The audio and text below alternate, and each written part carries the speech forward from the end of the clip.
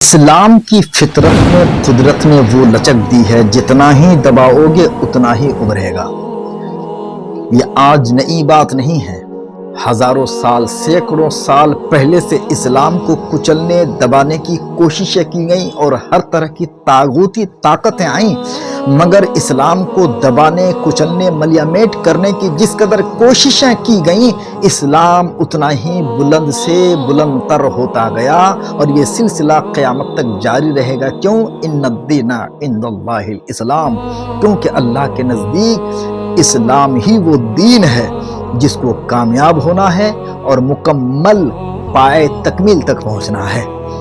मेरे भाई, इससे पहले कि मैं आपको सूरत निसा की आयत नंबर 34 के हवाले से कुछ बोलूं, आप जरा इस मुर्तद बेदीन इस्लाम से निकल जाने वाला खबीस, जिसने ना कुरान समझा ना हदीस समझी और सूरत निसा की आयत नंबर 34 के बारे में ये वजाहत बयानी देने के दर पे है और लोगों को गुमराह करने की कोशिश कर रहा है और कह रहा है कि सूरत निसा की आयत नंबर 34 में अल्लाह ने मर्दों को औरतों को मारने का हुक्म दिया है। ये है इसका इस्लाम, इसलिए मैंने छोड़ा है इस्लाम।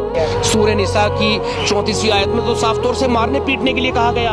ये 5वां पारा है, सूरत निसा की आयत नंबर 34 में पढ़ने चला हूं। अल्लाह रब्बे कदर क्या फरमाता है? अर्रिजालु क़व्वामूना अलन निसा, मर्द औरतों का निगहबान है, मर्द औरतों के लिए सिक्योरिटी गार्ड है। ये क्यों?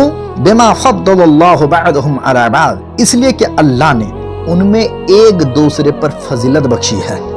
वह बिमा, और क्यों? बिमा अनफकू मिन अमवालिहिम, क्योंकि मर्द अपनी कमाई का माल औरतों पर, अपने परिवार पर, बाल बच्चों पर खर्च करते हैं। फस्सालिहातु क़ानितातुन हाफ़िज़तुन लिल-ग़ैबि बिमा हफ़िज़ल्लाह, तो नेक बख्त औरतें अदब वालियां हैं, नेक बख्त औरतें अदब वालियां हैं, खाबन के पीछे हिफाजत रखती हैं। वल्लाती तख़ाफ़ूना नुशूज़हुन्ना फ़अिज़ुहुन्ना वहजुरूहुन्ना, जिस तरह अल्लाह ने हिफाजत का हुक्म दिया और जिन औरतों की नाफरमानी का तुम्हें अंदेशा, औरतों के बारे में तुम्हें खतरा हो कि वो नाफरमानी करेंगे, तो वहजुरूहुन्ना फ़अिज़ुहुन्ना वहजुरूहुन्ना, तो क्या करो? तो तुम उनको समझाओ, नसीहत करो, प्यार से बताओ और उनसे अलग सो और उन्हें मारो। फिर अगर वो तुम्हारे हुक्म में आ जाए तो उन पर ज्यादती की कोई राह ना चाहो। फला तबगू अलैहिन्ना सबीला इन्नल्लाह काना अलिय्यन कबीरा, बेशक अल्लाह बुलंद बड़ा है। आपने आयत नंबर 34 को मुलाहजा कर लिया कि अल्लाह तबारक व तआला आयत नंबर 34 में क्या फरमा रहा है? देखिए, फितरी तौर पर अल्लाह तबारक व तआला ने मर्दों को वो कुव्वतें और वो चीज़ें अता की है जो औरतों में नहीं, और बाज़ सूरतों में औरतों से जो काम लिए जाएंगे वो मर्द हजरात से मुमकिन है कि औरत नहीं कर सकती और बहुत सारे काम औरतों के मर्द नहीं कर सकते। इसकी तफसील हमें बताने की ज़रूरत नहीं है, आप दुनिया में उसकी मिसालें हज़ारों पा जाएंगे। यही वजह है कि पूरी दुनिया के अंदर बड़े बड़े काम, बड़ा बड़ा साइंटिस्ट और बड़ी बड़ी चीज़ें, बड़ी बड़ी हुक्मरानी, बड़े बड़े सिक्योरिटी गार्ड, ये मर्द हजरात हैं ज़्यादातर, 95%।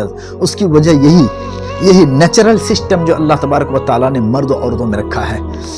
भाइयों, मर्द हजारों कोशिशें कर ले, फितरी एतबार से वो बच्चा जन्म नहीं दे सकता। औरतें हजारों कोशिशें कर ले, फितरी तौर पर वो मर्दों को हामिला नहीं कर सकती। इस तरह हजारों मिसालें आपको मिल जाएंगी। तो अब देखिए, अल्लाह तबारक व तआला ने कमाने के लिए मखसूस बाजू मर्दों को दिया है, वो अपनी कमाई से अपनी औरतों पर, बाल बच्चों पर खर्च करते हैं।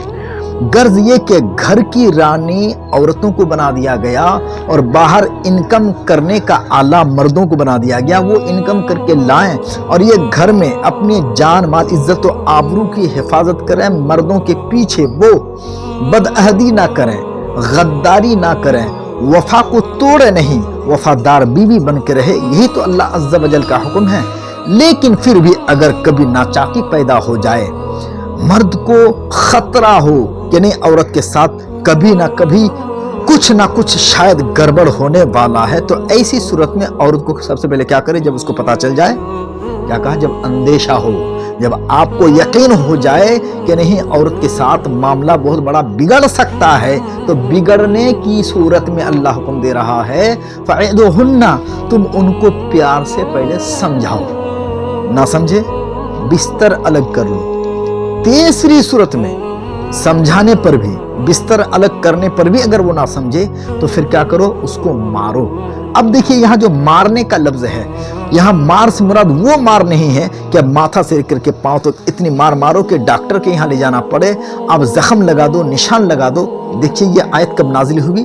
آیت کریمہ کے لیے شان نزول ہوتی ہے، ہر ایک آیت کے لیے شان نزول کو سمجھنا ضروری ہے۔ جب تک کہ آپ آیت کریمہ کے شان نزول کو نہیں سمجھو گے کہ یہ آیت کریمہ کس وقت نازل ہوئی، نازل ہونے کے وقت کیا حادثہ پیش آیا تھا، امر و نہیں کے معاملے میں نازل ہے یا کسی اور معاملے میں نازل ہے، جب تک آپ شان نزول کو نہیں معلوم کر لو گے تب تک آپ کو مکمل آیت کریمہ کا معنی اور اس کا مطلب، اس کی تفسیر سمجھ میں نہیں آ سکتی ہے۔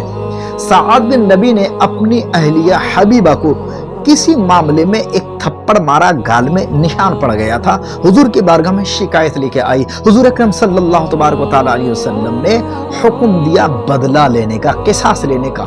تو اللہ تبارک و تعالیٰ نے اس وقت یہ آیت کریمہ نازل فرمائی اور یہ حکم فرمایا کہ مرد و عورتوں کے درمیان نبھاؤ کی کیا صورت پیش ہو اور دونوں کے درمیان اگر معاملہ بگڑ جائے تو کیا کرنا پڑے گا۔ اللہ نے حکم دیا اور کہا کہ نہیں، قصاص لینا نہیں ہے بلکہ اس سسٹم کے مطابق مرد و عورتوں کو چلانا ہے۔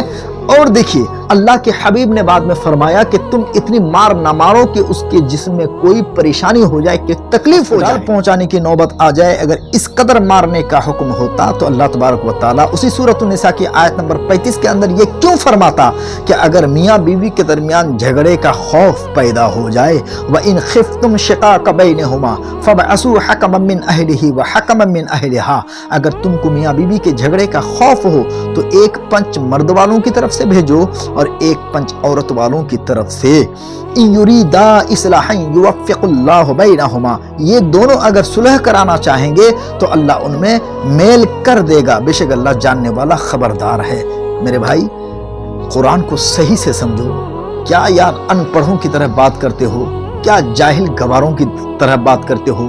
اگر اللہ مارنے کا حکم دیتا آیت نمبر 34 میں تو 35 میں یہ کیوں حکم دیا جا رہا ہے کہ اگر میاں بیوی کے درمیان جھگڑے کی نوبت، جھگڑا نہیں، جھگڑا ہو جائے نہیں، جھگڑے کی نوبت آئے اس سے پہلے ہی دونوں کے درمیان سے دونوں طرف سے کیا کر لو، ثالثی بلا لو اور پھر آپس میں مل جل کر کے فیصلہ کرو، بات چیت کرو۔ بات چیت کرنے کے درمیان بات چیت کے ذریعے سے ان دونوں میاں بیوی کے درمیان صلح کرا دو۔ اگر تم صلح کرانے کی نیت رکھو گے اللہ تمہارے درمیان صلح کی راہ پیدا فرما دے گا، اللہ تعالیٰ خبردار ہے۔ تو اگر اللہ حکم دیتا مارنے کا تو یہاں تو جھگڑا کرنے سے پہلے ہی، جھگڑا کی نوبت آنے سے پہلے یہاں پہ صلح کا حکم دے رہا ہے، یہ کیوں کر ممکن ہو سکتا ہے؟ لہٰذا آپ نے غلط ترجمہ کیا ہے، قرآن کو غلط سمجھا ہے، اسلام کو آپ نے غلط سمجھا ہے، اسی کا نتیجہ ہے۔ اور قرآن نے پہلے ہی کہہ دیا تھا نا وَمَن يُضِلُّ بِهِ كَثِيرًا وَيَهْدِي بِهِ كَثِيرًا، اسی قرآن کو پڑھ کے بہت سارے لوگ اسلام سے نکل جائے، اسی قرآن کو پڑھ کے بہت سارے لوگ دولت ایمان سے مالا مال ہو جائیں گے۔ تم جیسے جاہل، پڑھے لکھے، نادان، بیوقوف، اجہل جب ڈائریکٹ یہ قرآن کو ورڈ میننگ دیکھ کر کے، تحت لفظ معنی دیکھ کر کے قرآن سمجھنے کی آپ کوشش کرو گے تو یہی تو حال ہوگا نا۔ اب اسی قرآن کو سمجھنے کے لیے ہم کو کم سے کم 8 سے 10 سال گرامر پڑھنے پڑتے ہیں، تب جا کر کے قرآن کی حکمت سمجھ میں آتی ہے، قرآن کی مراد سمجھ میں آتی ہے۔ اور تم کو نہ نحو پتہ، نہ صرف پتہ، نہ ادب پتہ، نہ انشاء کی خبر، نہ علم البیان کے بارے میں کوئی پتہ، اور بس تم ورڈ میننگ کو دیکھ کر کے اور تحت لفظ ترجمہ دیکھ کر کے قرآن سمجھانے چلے ہو۔